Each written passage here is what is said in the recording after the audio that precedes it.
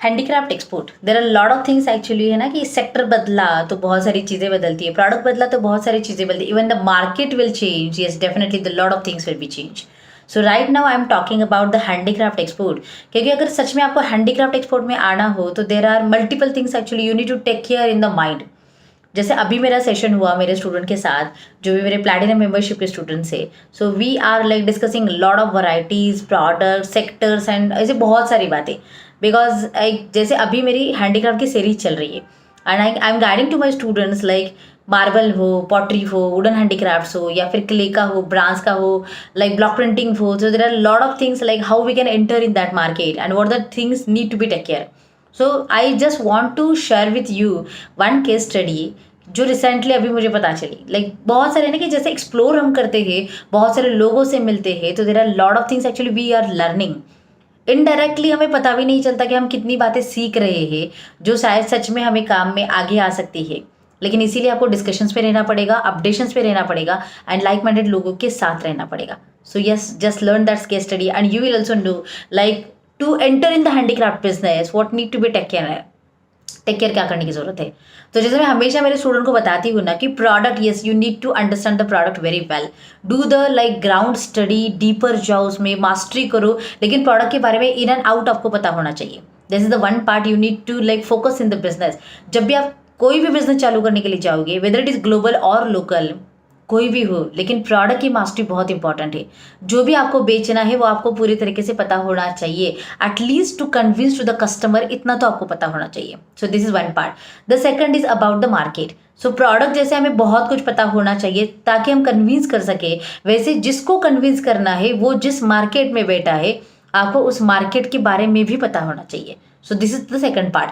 तो आज मैं आपको क्वेश्चन पूछती हूँ, लाइक अगर आप सच में हैंडीक्राफ्ट एक्सपोर्ट में जाना चाहते हो तो आपको आपका प्रोडक्ट कितना पता है, वो कौन से वुड से बना है, like different kinds of would. अगर आप वुडन हैंडीक्राफ्ट में जा रहे हो, शीशम का अलग होता है, मैंगो का अलग होता है, कदम का अलग होता है. So there are like variety of things. और अगर आप वो करोगे तो लॉसेस के चांसेस भी ज़्यादा है. So there are high profit chances, so there are losses chances also, क्योंकि आपने अगर रॉ मटेरियल ठीक से नहीं देखा हो और अगर आपने ऐसे एक्सपोर्ट किया तो definitely there will be the chances to loss also. और इसीलिए आपको प्रोडक्ट की मास्टरी इंपॉर्टेंट है. सेम थिंग अगर मैं कहूँ कि मार्केट के बारे में, सो यस, जब भी अभी जो भी मेरी सीरीज चल रही है and I visiting lot of people actually, so उन्होंने एक अपनी केस स्टडी बताई थी कि वो उनका market USA actually, and they are like in the variety of products they are developing like the USA market, और वो यूएसए को एक्सपोर्ट करते हैं. सो स्पेशली उनके जो वुडन हैंडीक्राफ्ट्स के प्रोडक्ट्स है उनके बारे में उन्होंने एक मुझे एक स्टोरी बताई, and that is yes might be interesting to you all also. So उन्होंने कहा कि चलो वुडन हैंडीक्राफ्ट्स के खिलौने जो होते हैं, टॉयज जो होते हैं, that is mostly demanded in the USA market.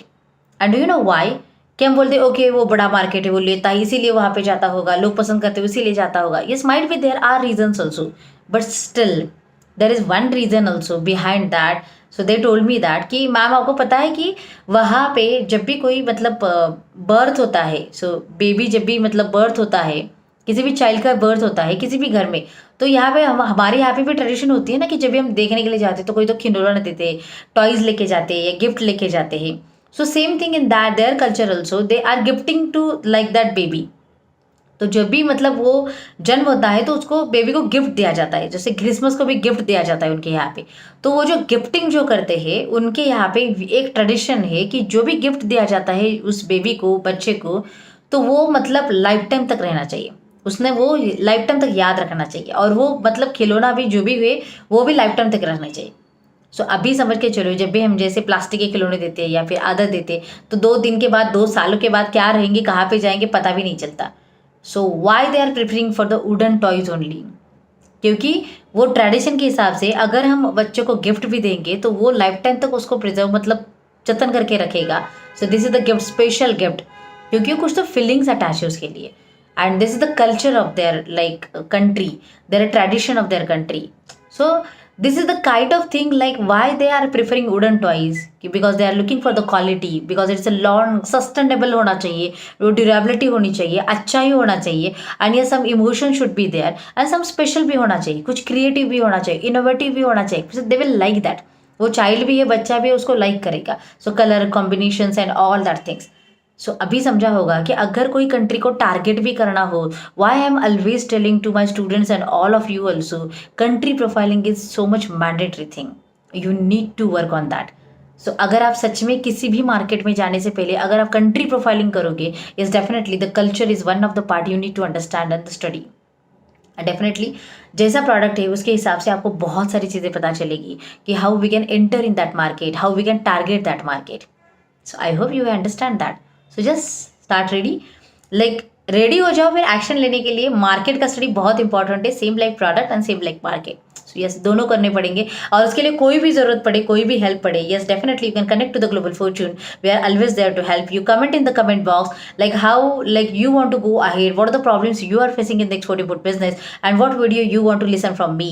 So yes, definitely I will be there, because yes, I'm on a mission to create 10,000 plus exporters by 2025. And yes, don't forget, like this is the special announcement for you all. We are organizing 11 September को 5th Global Fortune की Exim Summit है. So 5th Global Exim Summit 2022 will be organized on 11th September 2022, which will be in the Pune, and is a physical event happening in Pune.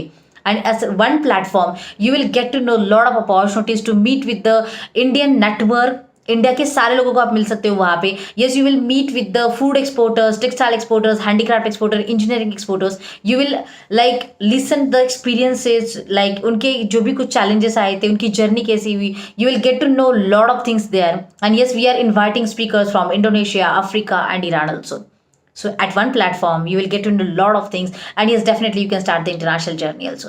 So register yourself on www.kdsushma.com/summit. And yes, I will see you there. So take action. Don't forget it, because action के लिए कोई excuse होता नहीं है, because we want success, and because yes, we are committed for the growth. So see you there. Take action.